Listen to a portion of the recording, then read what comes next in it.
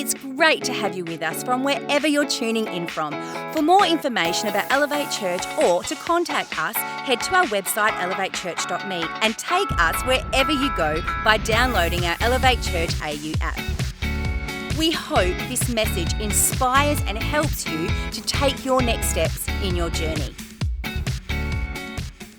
Hey, good morning. So last Sunday I was on annual leave, spent my Sunday morning pottering around Marco's urban farm. Very relaxing, I can confirm. And the word on the street is that Rob Mason, teaching team, spoke last week, suggested that we would be launching a new series this week, maybe on the character of God as the theme. But he also, I understand, added his disclaimer that a lot can change in 7 days. And he was right, because we are not launching a new series on the character of God today. I just wasn't feeling it. And I want to just explain that, because on the surface that might point to me as being a bit flaky, which I can assure you I'm anything but flaky. In fact, what it is we're committed, and I'm personally committed, to really, as best as I can, listen to God and His Holy Spirit, what He wants us to be leaning into and focusing on. We could teach anything. I mean, and we could make it interesting, like anything. We're smart. But we don't teach to be interesting. It helps to be interesting, but that's not the end game. The end game is to be helpful.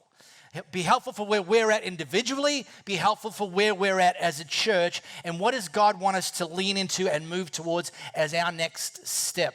And look, sometimes I can see that coming over the horizon weeks and months in advance, and let me tell you, that's an easier way to live. Some days or some weeks I'm like, okay, I have to film this on Thursday, it's Monday, and I don't even know what, God, you want us to speak on, and it's like, but that's how important our teaching selection is. And so this series we're launching today, Change Your World in 52 Days. Now, this number, 52 days, I'm aware sounds oddly specific. The roll-in video gave a little bit of a spoiler, although those of you listening on the podcast didn't get that. So we'll come back to why this series is focusing around 52 days. Now, speaking of our podcast peeps, it's the beginning of the month. We like to celebrate what God's doing in the digital space from what we have here. So when we gather together here live in Perth, all that we see isn't all that there is. We have our online experience growing. Just 3 weeks ago, Kelly will appreciate this, we had a lovely lady from Hertfordshire who was here. If you live in England, you just add sheer on the end of everything. London sheer, Cornwall sheer, everything's a sheer. Essex sheer. And she's been a part of our online family in Hertfordshire for the last 2 years. Every week, joining in our online experience. And then her daughter lives in Alexander Heights, so came to visit her daughter, brought her here, got to meet us, didn't meet any of us before. Brilliant. Got to just love that. Increasingly, when I meet first-time guests here, I ask them, like, why are you here? I'm glad you're here, but tell me what's the backstory. And many times they'll say, well, yeah, a friend of mine told me about Elevate, and I went on your online experience, and it's like, yeah, it's like the shop front window before you decide whether you're going to walk into the store. I'm sure, by the way, some people don't walk into the store, and we never meet them because we're not what they were looking for, but it's just great to have those kind of unique tools available to us in 2022. Then, of course, we've got our podcast. We take our messages here from Sunday and push them out on all the major podcast platforms. And we like to celebrate some of the notable countries that have joined in the last month. So in October, check out some of the countries people joined us from were Taiwan, Algeria. Oh, yeah, Taiwan. Leanne, that better have been you. She's out in the lounge. That's fine. Someone tell her later, Errol. Why are you laughing? Gosh, you're a strange individual. Algeria and Bulgaria. Hello. Now, just before we celebrate them and welcome them, there's also been a bit of movement in the top three. Perennially, our top three has been each month, and the order changes. USA, India, and Australia. And those orders changes. This month in October, we had a new entrant to the top 3. In fact, bumped up to number 2, Singapore. Hello.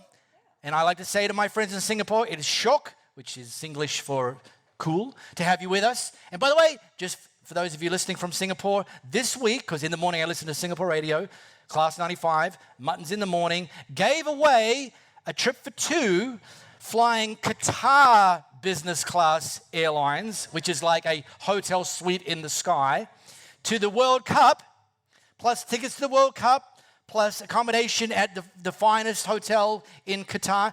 It's a trip for 2.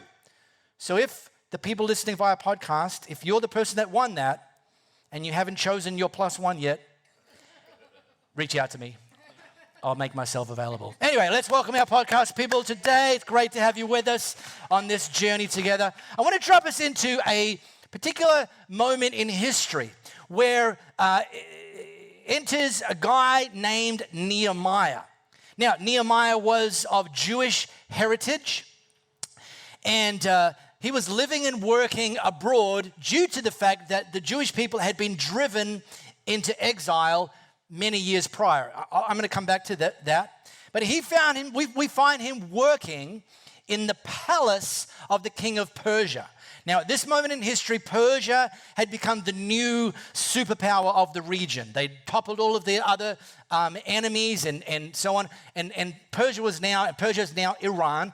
Persia was now the new superpower. And Nehemiah was actually living and working in the palace of the king of Persia with a very specific job. He was the cupbearer to the king.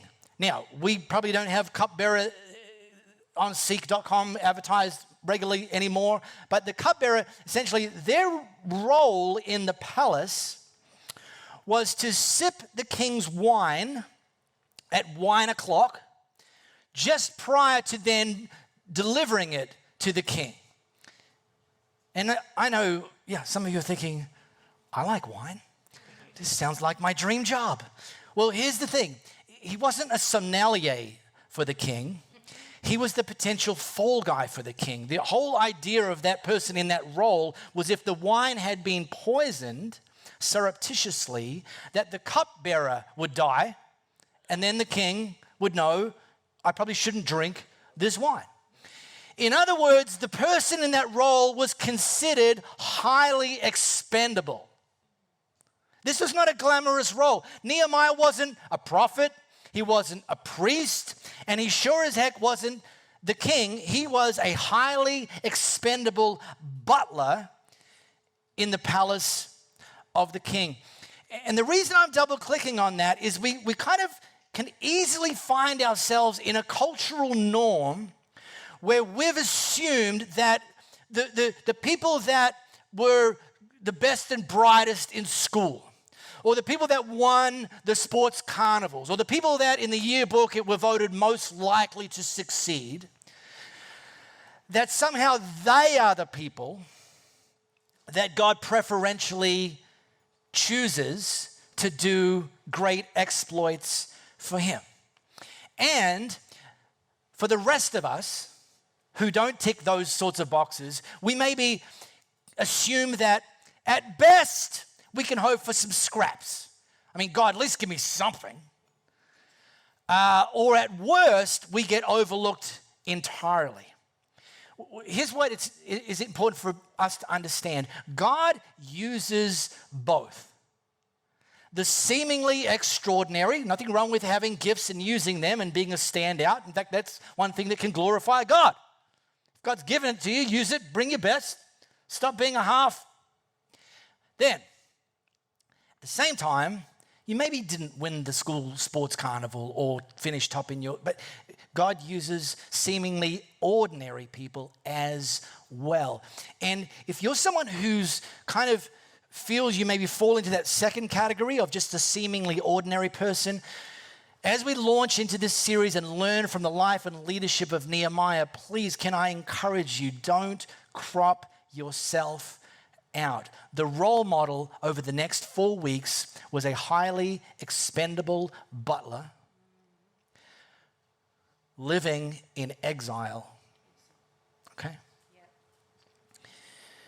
So, let's drop into Nehemiah chapter 1. If you've got your smartphone, you can scan the flow codes. It's going to take you there, and it's going to take you to the Message version. Now, Kaylee and I were laughing about this a few weeks ago when we met up. She's like, but I just realized, but by the way, tell me off later for sharing this without permission, that not just, but like in recent years, some of the books that are named certain things weren't written by the person, they were written to the person. Well, just so you know, Kaylee, this was written by Nehemiah. Okay, so this is sort of a mini autobiography written by Nehemiah, recording this incredible slice of history that he was the prominent figure in. And what we're going to see is that Nehemiah's life and ultimately his leadership actually left a trail of breadcrumbs. They're not like steps, be like Nehemiah, step 1. They're not keys. I mean, you could sort of, if this was the 90s, we would have called them keys. If I was Anthony Robbins, keys. But they're kind of breadcrumbs. They're like, what is it that Nehemiah did that I can probably learn from and then apply to my life situation and what God's calling me to do? So here's Nehemiah teeing off. It was the month of Kislev, doesn't matter, in the 20th year, also doesn't matter. At the time I was in the palace complex at Susa, now Iran, Hanani, one of my brothers, had just arrived from Judah with some fellow Jews. And I asked them about the conditions among the Jews who had survived the exile and about Jerusalem. And they told me the exile survivors who are left there in the province are in bad shape. Conditions are appalling. The wall of Jerusalem is still rubble. The city gates are still cinders. Now, the year is 444 BC when this conversation is taking place, okay? It's taking place in the palace, that's the HQ of the Persian Empire, who is the superpower of the region at this point in history. And that palace is located approximately 1,600 kilometers, 1,000 miles from Jerusalem. In other words, way over there. And they're talking about exiles, and they're talking about the city being people being in bad shape, and they're talking about the walls being rubble, and they're talking about the gates still being cinders. So what had happened is centuries prior, the Babylonians had come in, and they'd actually conquered the Jewish people in Jerusalem and then actually sent them out into exile, right? Which sounds terrible. I mean, it's happening now in Ukraine, so you don't have to kind of use your imagination too much to think, well, okay, I kind of get how that happens. The thing about this story is it's got a backstory. And the backstory is that Jerusalem was part of the land God had promised the Israelites while they were originally in captivity in Egypt. They had then made their way and taken a hold of the land God promised them. But when God promised it to them, it came with some conditions. God said, if you continue to be my people, I'll continue to be your God, and you can live in the land I'm going to give you forever. Like, it's what's called a covenant, not a contract, a covenant. Like, you agree to be my people, I'm agreeing to be your God, and it comes with this incredible reward. You get to live in the land I've promised you. And they're like, okay. And they did. Until they didn't. Until they started to lose focus on their God. Until they started to add some other gods to the mix. In fact, until they started to kind of take God, the God of Israel, from number 1, and he started to slide down the charts. And God said, all right, not cool. I don't like competition. I like number 1. The covenant was you were going to put me number 1. You've stopped putting me number 1. It's going to come with consequences. And God ultimately allowed the Babylonians to conquer the Jewish people. and send them out of Jerusalem and then effectively destroy the city, the temple, the walls, everything. This conversation took place 140 years later after the Babylonians had destroyed Jerusalem. Pretty long time for something to still be in disrepair. Partly because the Jewish people weren't actually allowed back into Jerusalem until the Persians ascended to power. And when the Persians ascended to power, they only allowed a remnant of the Jewish exiles to go back to Jerusalem. So this kind of makeshift small workforce that went back to Jerusalem, and they, as we say in Australia, had a go, mate. They gave it a crack. They tried to rebuild the temple. Epic fail. They tried to rebuild the buildings. Epic fail. They tried to refortify the city because without the gates and the walls, they would be vulnerable to just who's up next to attack us. And it's not just that they were then vulnerable because the city didn't have gates, and it's that they were like kind of embarrassed. Like they were meant to be God's chosen people, and now they're living in this kind of disgraceful conditions, and they can't seem to do anything about it. They can't seem to make anything better, and they were discouraged. Ever been there? Ever been in a situation and you're kind of giving it a shot? You're having a go, and time keeps ticking, and you feel like you're not really getting anywhere? It can actually just become discouraging. And the thing about discouragement is you become less effective. It drains you of hope. It drains you of life. It drains you of promise. It drains you that the future's ever going to get better. And so this is the news that butler Nehemiah received from his brother and his brother's mates. And this is what Nehemiah said next. On hearing the news, Nehemiah said, "What a bummer. Hey, let's go get lunch." I mean, he hadn't seen them for so long. They weren't emailing. There was no text message, no FaceTiming back then. Like, they turn up. Okay, this is fake news. When I heard this, I sat down and wept. I mourned for days, fasting and praying before the God of heaven. The very thing that the Jewish people had stopped doing, which put them in position to be taken over by the Babylonians and driven out of Jerusalem. Here's the first breadcrumb. Nehemiah actually allowed his heart to be vulnerable to the news, which my semi-professional cultural observation is we can so easily, I'm not talking to anybody in particular, I'm talking about just in cultural terms, we just bombarded with so much stuff, we can actually just like live a little bit numb these days. And Nehemiah didn't take that posture. He allowed his heart to be vulnerable, and then he did something. Having had his heart penetrated by this news, he doubled down on his focus to God. And he recorded part of the prayer that he prayed to God. And this is a big boy pants prayer, just warning you. We've troubled you, so we've treated you like dirt. It's also kind of honest prayer. God digs honest prayers. We haven't done what you told us, haven't followed your commands, and haven't respected the decisions you gave to Moses, your servant. And then, by the way, and read on or just wait, he then reminded God of the entire promise,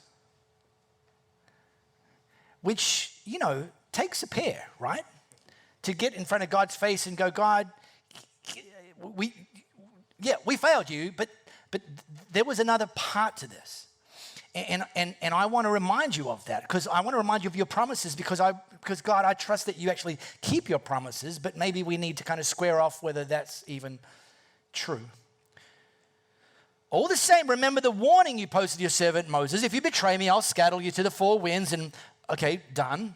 But if you come back to me and do what I tell you, I'll gather up all these scattered peoples from wherever they ended up and put them back in the place I chose to mark with my name. This, my friends, is what we call restoration. Okay? The promise of restoration. Failed, guilty, not disputing that. Yet, God, you added that if we kind of, woke up and turned around, it's what church people call repentance, that you will actually restore us. See, Nehemiah, when he heard this news, he had a thought that likely some of you have had when you've heard some news that's not cool. You've thought to yourself, or maybe you've even said it out loud, this is not okay. Somebody should do something about this, right? You have to put your hands up, but I'm seeing nods. I'm nodding too. Call me naughty if you want. I don't mind. This is not okay. Somebody needs to do something about this. But consider this. While Nehemiah's thinking this, while he's praying about this, while he's getting all up in God's business about this, he's living in the palace of the king. Yes, he might die at the hands of a poisoned chalice at some point, okay, but people didn't live long in those days anyway. He's living pretty comfortably. This is taking place like 1,600 kilometers away. Like, how is this my business? He could have easily said, not my circus, not my monkeys. But he didn't. Instead, he had this thing. This is not okay. Somebody should do something about this. Might as well be me. Why not me? So as we tee off this series, and over the next few weeks, I'm hoping and praying that God's going to actually stir up some new things for some of you, some new assignments, call you to do some things that aren't on your radar currently. Okay, so, buckle up, buttercup. But before we get to that today, I want to actually kind of have a peek in the rearview mirror briefly and encourage you, and I'm going to ask you the question on behalf of you, to you. Is there anything that you've driven past already that you have had a pretty clear idea that at the point you drove past it, God wanted you to actually do something about it, and you just kept driving? Now, understand, no judgment, okay? I'm glad you're here. If that's the case, I'm glad you're here. We get to pick up some of that if we choose to. And you might have, if you sense that's you might have some pretty good, plausible, logical reasons for having just kind of kept on driving.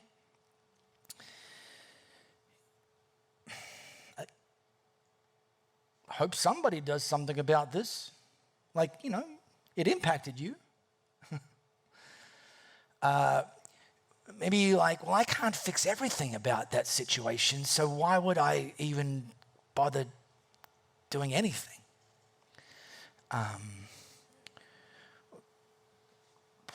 You know what? God, I'm kind of busy right now. Kind of like, I use up all of my 24 hours. Just like everyone else. And that's going to make me a little uncomfortable. So, I've kind of engineered things to avoid discomfort. So, no thanks. Or maybe you corrupt yourself out of the assignment because you actually thought yourself to be too ordinary, too inadequate, too inexperienced, too incapable.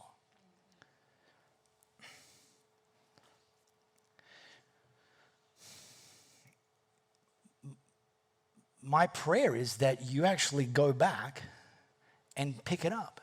Because here's a couple of things I know about God. All of the reasons you didn't, God knew them before he called you. And he didn't consider them to be insurmountable. Like the challenges that are before you that cause you to say, no thanks, God. God actually knew they were there. And he called you anyway because he didn't see the challenges as being insurmountable. Here's the thing. If God saw the challenges before he calls us and he thought they weren't able to be overcome, then for God to then call us would be irresponsible. Because he's just setting us up for a fail before we even begin. God's not irresponsible. If God, he saw the shortcomings that you see as being insurmountable, then he wouldn't have called you, because calling you would have been wasteful. Because for the time between calling you and you fending it off because you didn't think you could do it, or giving it a go but you couldn't do it, clock's been ticking all that time. But God's not wasteful. He's not irresponsible. He's not wasteful. Though, when he does call us to an assignment, it almost always comes with discomfort on occasion, opposition on occasion, challenges on occasion, discouragement on occasion. And you'll almost certainly also experience fulfillment, joy, purpose, passion, opportunities, and deep spirited friendships. And Nehemiah experienced all of those. More on that in the coming weeks. But let me finish with Nehemiah taking his next step. He was employed by the king and therefore under the authority of the king, and therefore he couldn't just nick off. He had to seek the king's permission to be released. And in just a little spoiler, you can read it for yourself this week if you want to skip ahead. He also saw an opportunity to ask for the king's influence and favor and resources. Like, I know the guy, might as well get a leg up. Anyway, we'll talk about that next week. But he had to go to the king to have the king release him. But before he approached the king, he prayed. He prayed for success before the king. Not in the thing God called him to do, just like I'm going to pray the king says, yes, you can go. And we'll learn that this became, or evidently was one of Nehemiah's superpowers, that he prayed continually. Just kept praying continually. God, I need your favor here. God. So he prayed to God, make me successful today so that I get what I want from the king. So Nehemiah took the king's wine to him, having first tasted it and not died. And the king noticed that Nehemiah was a little off. Actually, it says a little depressed. Which, by the way, I don't think you're allowed to do that. Like, you're not meant to be Debbie Downer, no offense, in front of the king. I don't think it's a good career move. Do you know what I mean? Like, you're meant to be bright and like lift the king's mood up, not to. So this burden that Nehemiah had seemingly had consumed him to a level where he just couldn't kind of hide it anymore.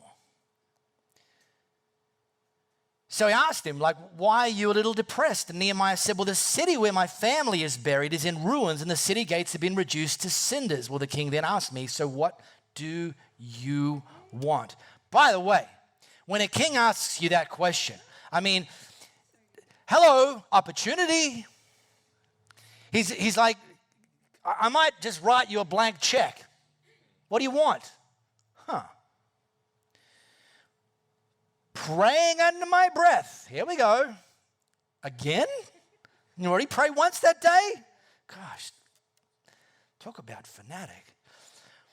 To the God of heaven, I said, if it please the king, and if the king thinks well of me, send me.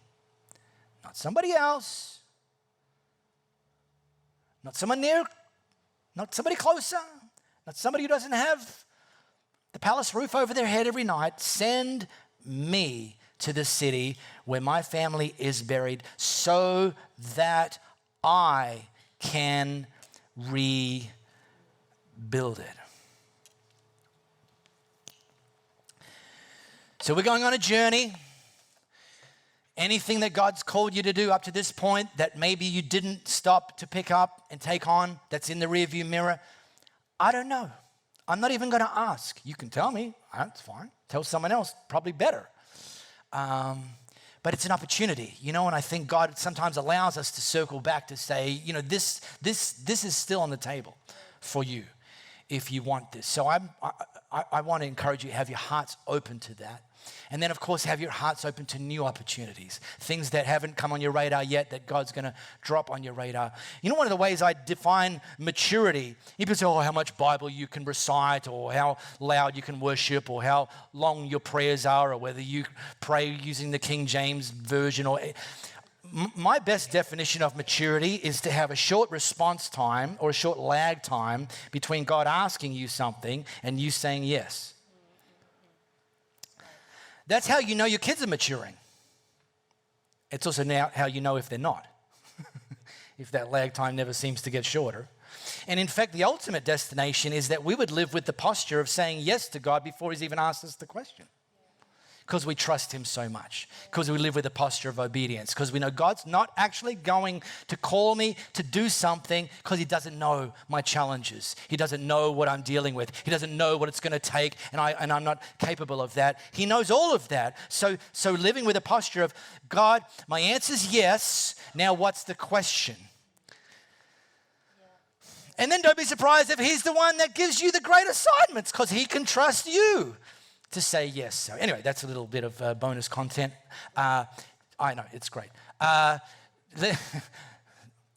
me finish. Just the beginning of the series, we won't highlight this every week because it'll get a little bit passé, but beginning of the series, let's highlight this.